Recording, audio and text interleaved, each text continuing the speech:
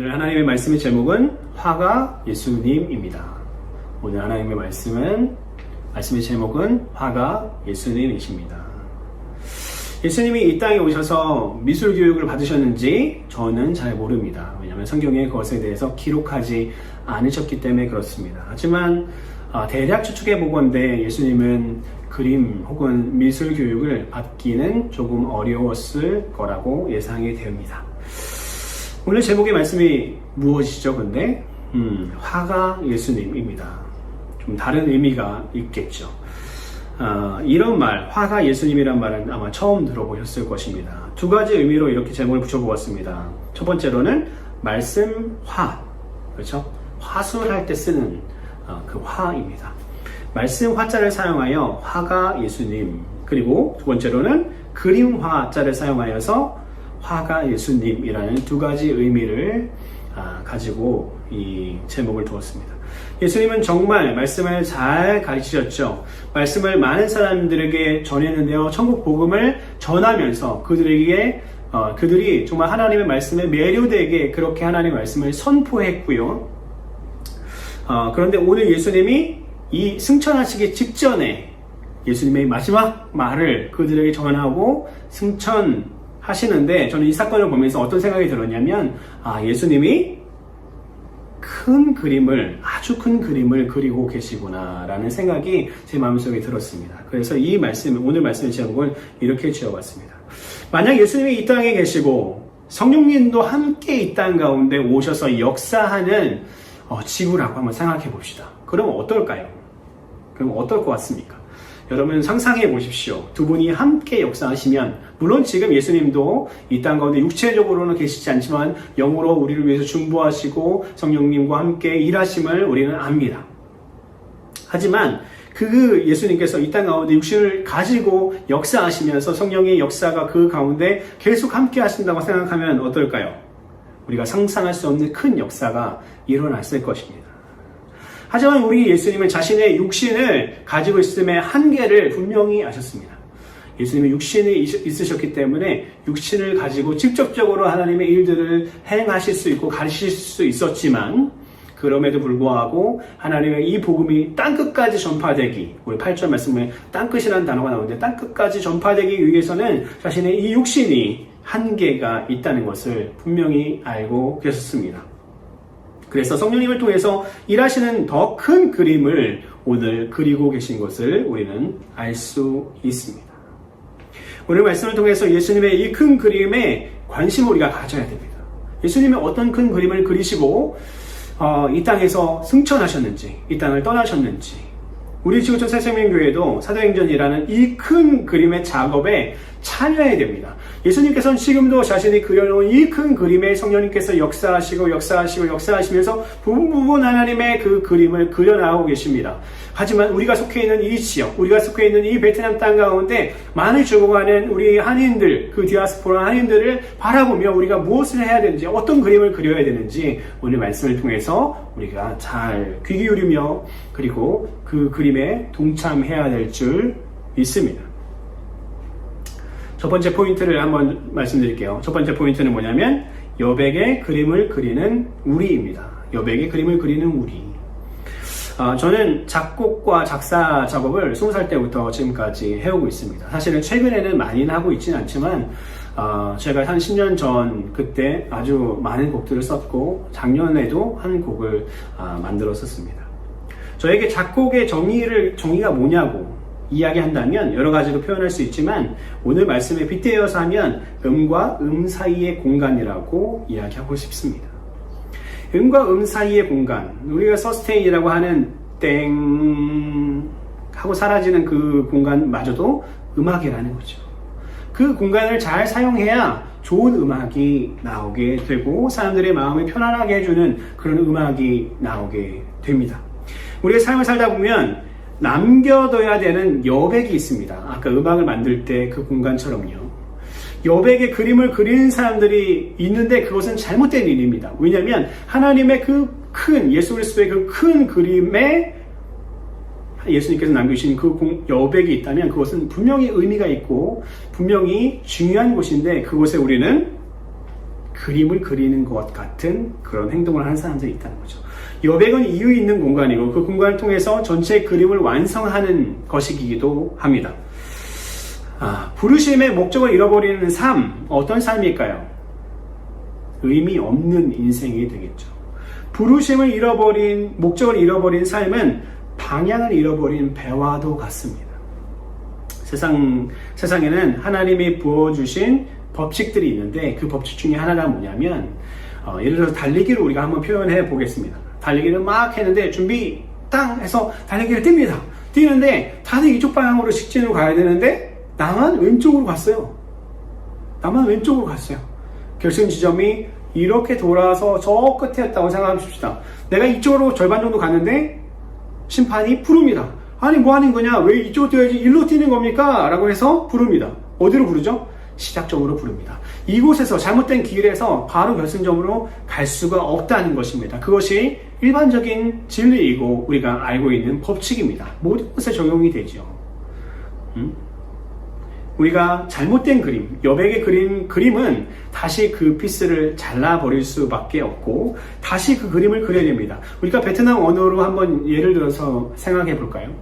베트남 언어를 저희가 베트남에 들어가기 전에 공부하지 않은 이유가 있었습니다. 물론 시간도 많지 않았지만 공부하지 않은 이유는 여러 선교사님이 얘기하시길 베트남 언어는 성조와 발음이 굉장히 중요합니다. 잘못된 것으로 배우거나 북부 발음을 배우거나 사투리로 배워버리면 나중에 말이 통하지 않고 무슨 말인지 알아들을 수 없는 그런 상황이 오니 들어와서 남부에 계신 좋은 선생님들에게 원어민들에게 언어를 배워야 좋은 발음이 습득이 됩니다. 하지만 만약에 우리가 잘못된 방법으로 공부를 해서 베트남에 들어갔다고 합시다. 그럼 어떻게 되죠? 다시 이것을 우리가 잘못된 습관을 고치고 하는 그런 시간들이 더 많이 걸린다는 것입니다. 그것이 우리의 인생입니다.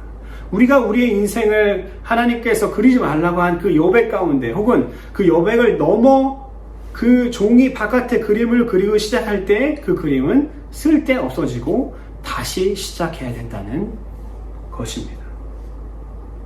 6절 말씀을 한번 읽어볼까요? 오늘 본문 6절 말씀입니다. 우리 한번 합독하시겠습니다. 시작. 그들이 모였을 때에 예수께 여쭈어 이르되 주께서 이스라엘 나라를 회복하심이 이때니까 하니 본문의 이들은 예수님의 관심이 무엇인지, 예수님께서 그리고 싶어 하시는 그림이 무엇인지 크게 관심이 없었습니다. 지금 예수님이 그리려고 하는 그림이 무엇인지 관심이 없고 자신이 원하는 것들, 자신의 민족에게 필요한 것들을 구하고 있는 모습을 볼 수 있습니다. 여백의 미를 살리려고 남겨둔 그곳에 먹물을 튀기는 것과 같은 그런 행동을, 그런 말을, 그런 질문을 예수님께 드리는 거죠. 6절에 보니까 저들이 주님께 묻죠. 저들이 원하는 주님께 묻는 겁니다. 자신이 원하는 질문을 한다는 것은 자신이 원하는 주님이 되어달라고 요청하는 것이죠. 뭘 원합니까? 우리는 항상 내가 원하는 예수님을 찾습니다. 우리가 원하는 그림을 그리고 싶어 하지요. 돈을 많이 주시는 주님, 성공을 위한 주님, 자녀를 축복하시는 주님, 그리고 고난 가운데 길을 주시는 주님, 나에게 무언가 잘 되게 하는 유익한 주님을 우리는 찾기를 원합니다. 이것이 틀렸다는 말이 아닙니다. 하지만 예수님을 사랑하여 예수님을 예배하는 사람, 예수님이 기뻐하시는 사람, 자진해서 예수님을 찬양하고 경배하고 예수님이 나의 주인이라고 고백하고 그 구원의 기쁨을 항상 잊지 않고 천국 가는 그날까지 저 천국을 위해서 살아내는 교회를 세워가는 그런 성도들 하나님께서 어떻게 하시죠? 분명히 하나님께서 물질도 주시고 성공도 주시고 자녀의 축복도 주시고 고난에 이길 힘도 주시고 모든 것에 복을 허락하여 주시는 분이 우리 하나님이시라는 것입니다. 하지만 우리는 때때로 우리가 원하는 일을 위해서 우리가 원하는 예수님을 부른다는 것입니다. 내가 원하는 대로 나의 인생의 그림을 그리고 싶어 하죠. 예수님의 그림에 예수님의 계획에는 관심이 없습니다. 이들이 묻죠. 이스라엘 회복하심이 이때이니까 우리나라가 속국인데 우리를 사회적으로 정치적으로 경제적으로 회복시켜주고 이제 이제 해방시켜줄 그 시간이 지금입니까? 예수님 부활도 하시고 예수님이 이제 정말 모든 걸 다 할 수 있는 그런 하나님의 아들임을 우리가 인정합니다. 예수님의 부활도 우리가 보았습니다. 이때가 우리가 원하는 그 시간입니까? 우리는 예수님께서 원하시는 그림, 그 그림에 관심을 가지셔야 될 줄 믿습니다. 7절 말씀 봅시다. 이르시되 합독할까요? 우리 합독합시다. 시작. 7절입니다. 이르시되 때와 시기는 아버지께서 자기 권한에 두셨으니 너희가 알 바 아니요. 아멘. 예수님이 속이 터지셨을 것 같아요.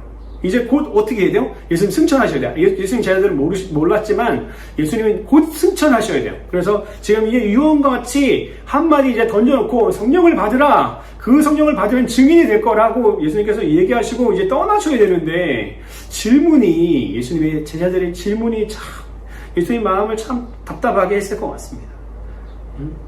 예수님의 마음 아마 이렇게 생각하지 않았을까요? 제자들아, 그런 거 신경 쓰지 마. 그건 하나님께서 알아서 하셔. 내가 생각하는 그림, 내가 원하는 것은 다른 곳에 있단다. 얘들아, 들어봐라. 가끔 우리 청년들이 생뚱맞은 질문을 할 때가 있습니다. 예를 들면 이런 거죠. 목사님, 외계인이 있나요? 아니면 목사님, 외계인이 타고 오는 그 UFO가 있나요?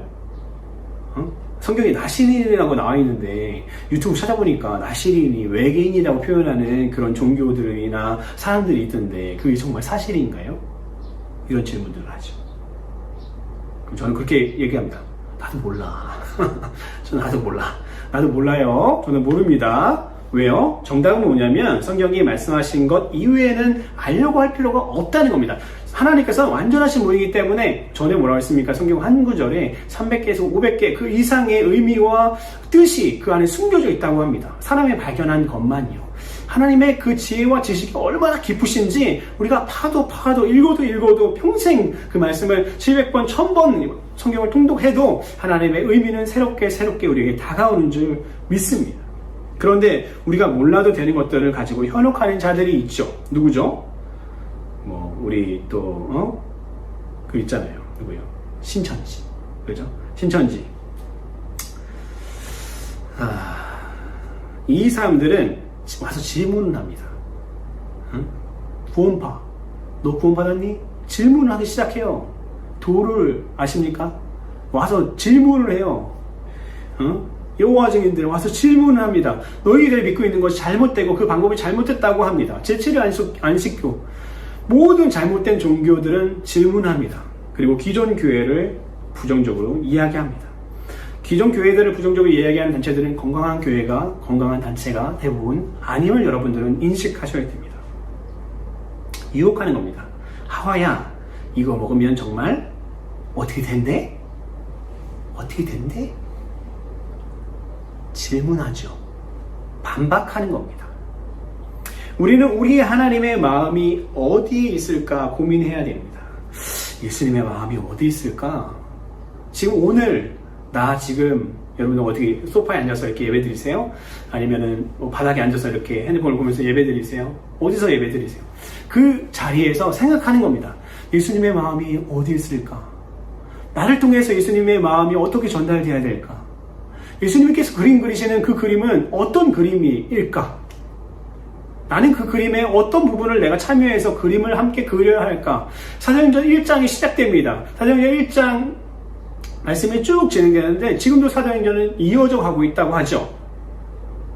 그 성령 시대에 성령의 역사는 이어져 가고 있다고 합니다. 우리 하나님의 마음이 어디 있을까 우리는 고민해야 됩니다. 우리 교회 방향성이 무엇입니까? 제가 계속해서 말씀드리는 거 뭐죠?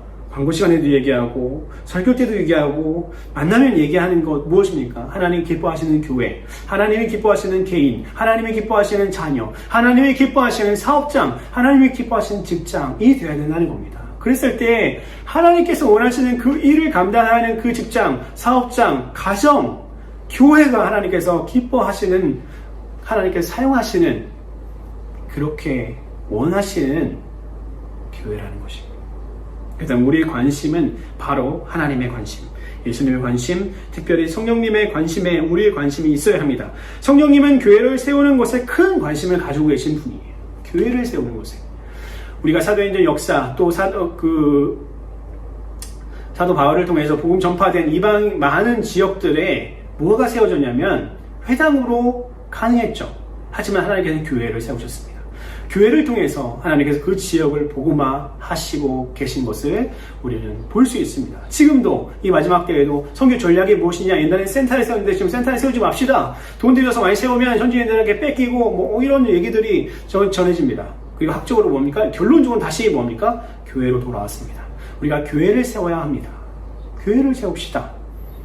교회를 회복합시다. 교회가 회복돼야 됩니다. 라는 이야기들을 선교 현장에서 또 한국 교회에서 이야기합니다. 그렇다면 우리가 생각해야 할 것은 무엇입니까? 바로 교회입니다. 지구촌 새생명교회 어떤 교회가 되어야 될까요? 지구촌 새생명교회에 속해 있는 여러분들 어떤 신앙생활을 해야 될까요? 어떤 삶을 살아야 할까요? 새로운 목사님 오셔가지고 저희의 이야기죠. 전도 이야기만 하죠. 기도하자고만 하죠. 근데 그게 하나님께서 정말 원하시는 것이거든요. 한 영혼을 구령하는 거예요. 신앙이 연약한 사람들 있잖아요. 교회로 데리고 오세요. 끌고 오세요. 여러분 어떤 방식으로든 교회에 데리고 와서 하나님의 말씀을 듣게 하시고 하나님의 말씀으로 저들이 위로받게 하시면 하나님께서 기뻐하시는 그 일이 진행되는 겁니다. 여러분들도 그 하나님의 세계 복음화의 그 그림에 참여하게 된다는 것입니다. 우리 교회를 위해서 우리가 그려야 할 그림은 무엇일까요? 두 번째 포인트입니다. 예수님의 큰 그림, 바로 성령님이시죠. 8절 말씀 봅시다. 사도행전 전체의 핵심적인 구절입니다. 오직 성령이 너희에게 임하시면 너희가 권능을 받고 예루살렘과 온 유대와 사마리아와 땅끝까지 이르러 내 증인이 되리라 하시니라. 한번 합독하시겠습니다. 여러분과 함께 읽어주세요. 시작입니다. 오직 성령이 너희에게 임하시면 너희가 권능을 받고 예루살렘과 온 유대와 사마리아와 땅끝까지 이르러 내 증인이 되리라 하시니라. 예수님의 관심은 죽어가는 영혼들에게 있었습니다. 성령을 보내줄 텐데 성령이 너에게 뭘 준다고? 권능을 준다, 권세와 능력을 너에게 준다, 파워를 준다고 합니다. 근데 그 파워를 통해서 뭘 하라고? 내 증인이 될 것이다. 너희도 될 것이다. 그 영혼들을 구하는 것이 위에 보내주신 분이 바로 성령님이시고 예수님의 관심은 영혼 살리는 데 있었던 것을 우리는 알 수 있습니다. 성령님이 이 땅 가운데 공식적으로 임하셔서 우리와 함께 하실 일, 나와 함께 하실, 우리 교회와 함께 하실 일이 무엇이냐면 바로 전도와 선교입니다. 많은 다른 일들이 있지요. 사랑의 예수 그리스도의 사랑을 전하기 위한 다른 도구들이 있지만 그 궁극적인 목적, 우리가 구제하죠. 많은 사람들을 도와야 되죠. 어려운 사람들을 도와야 됩니다. 복지가 필요한 사람들에게 복지를 우리가 허락해줘야 되고 우리 물질에 허락하는 한 그들에게 우리 물질을, 교회 물질을 모두 허락해주는 그런 건강한 교회가 되어야 될 줄 믿습니다. 근데 그 목적이 뭐예요? 제가 그 필리핀에서 선교 사역을 할 때 뭐 했냐면 밥퍼 사역을 했어요. 많은 노숙자들에게 밥을 주고 옷을 나눠주고 나중에 돕는 일을 했는데 그 목적이 뭐예요? 밥 주는 건가요? 아니요. 밥 주는 건 아닙니다. 무슨 일을 하는 겁니까? 예수 그리스도를 전하기 위해서. 그래서 저희가 꼭 했던 것이 예배 드리는 것. 함께 예배 드리는 것. 예배 가운데 저는 눈물을 내요. 무슨 마음인지 잘 모르겠어요. 그냥 우니까. 너무 사실은 사람들이 어렵잖아요. 길거리에서 자고 자기도 과거에는 의사였고 과거에는 자기도 선생이었고 자기는 좀 엔진 기술자였고 그럼에도 불구하고 지금 저들의 삶은 아내를 잃어버리고 자식을 잃어버리고 그냥 길거리에서 사는 그런 사람이 되었던 그들에게 무엇이 필요합니까? 예수가 필요하죠. 그들에게 우리가 해야 될 건 뭡니까? 전도입니다. 그들에게 우리가 해야 될 건 뭡니까? 선교입니다.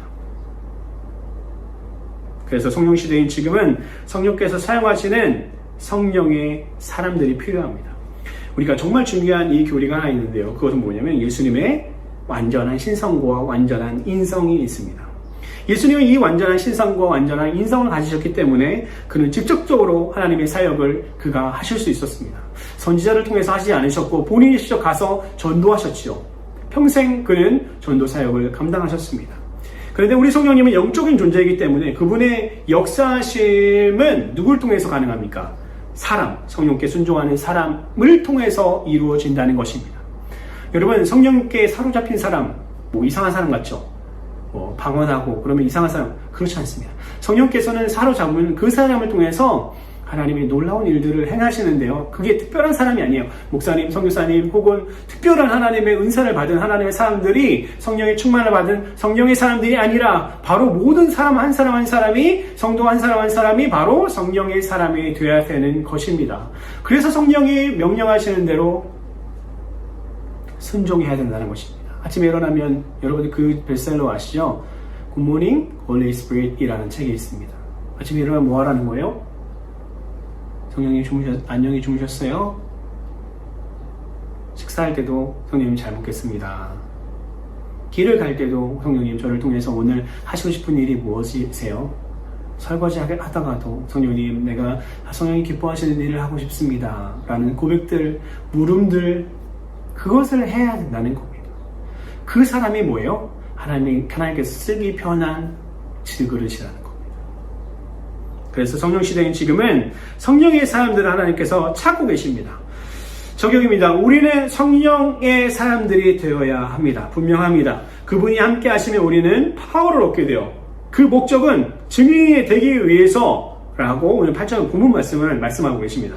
성령의 열매는 많이 있지만 가장 중요한 것은 뭐예요? 사랑이지요. 그 사랑의 끝은 뭐예요? 전도입니다.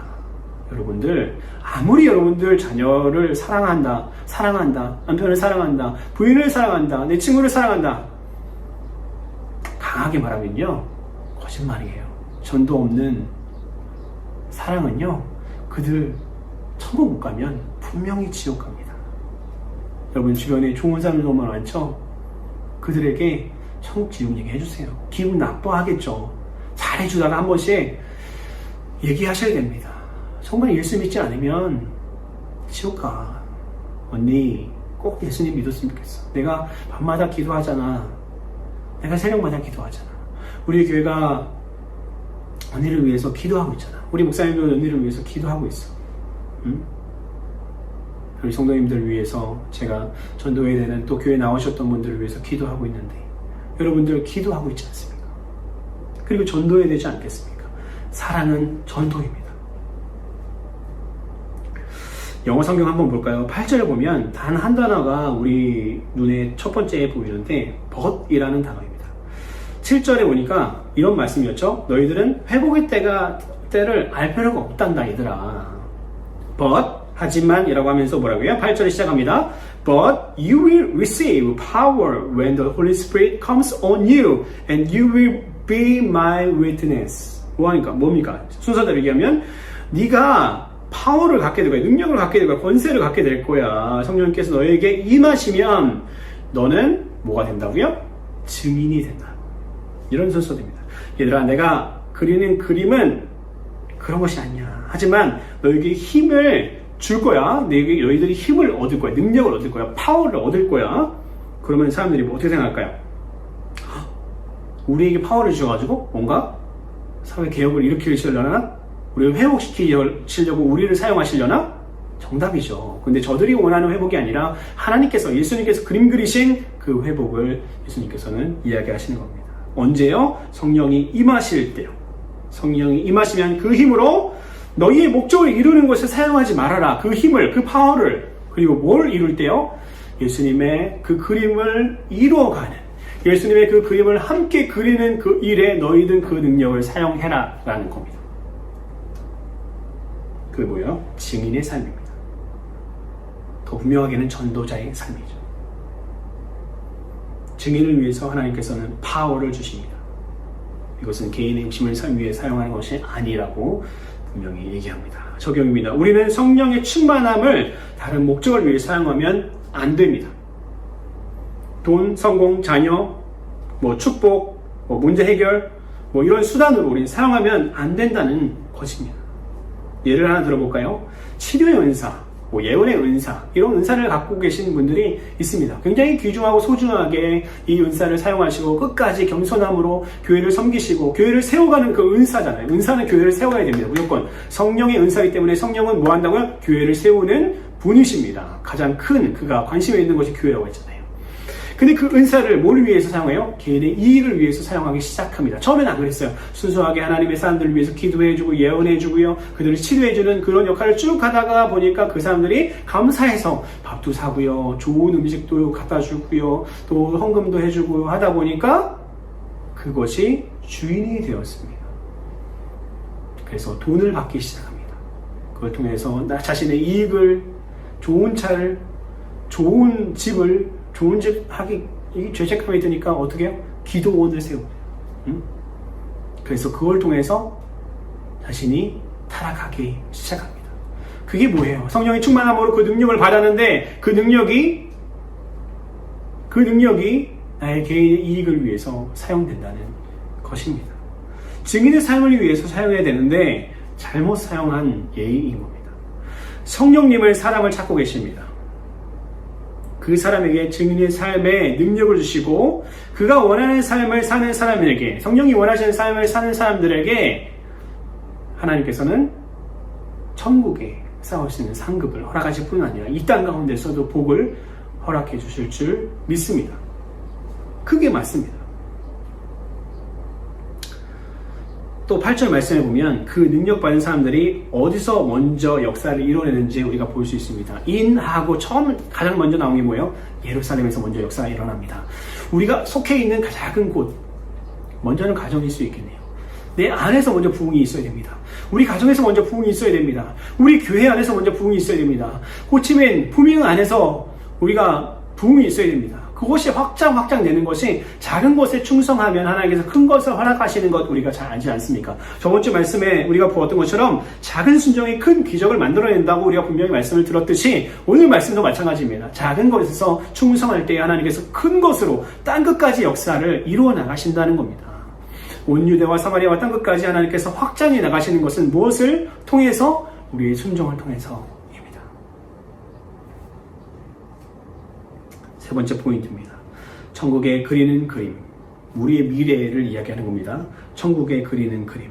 9절 10절 우리가 합독하시겠습니다. 9절 10절 성경 있으신 분들 합독합시다. 시작. 이 말씀을 마치시고 그들이 보는데 올려져 가시니 구름이 그를 가리어 보이지 않게 하더라. 10절입니다. 올라가실 때에 제자들이 자세히 하늘을 쳐다보고 있는데 흰옷 입은 두 사람이 그들 곁에 서서, 영어 성경에 보니까 이 부분을 He was taken up before their very eyes 이렇게 되어 있습니다.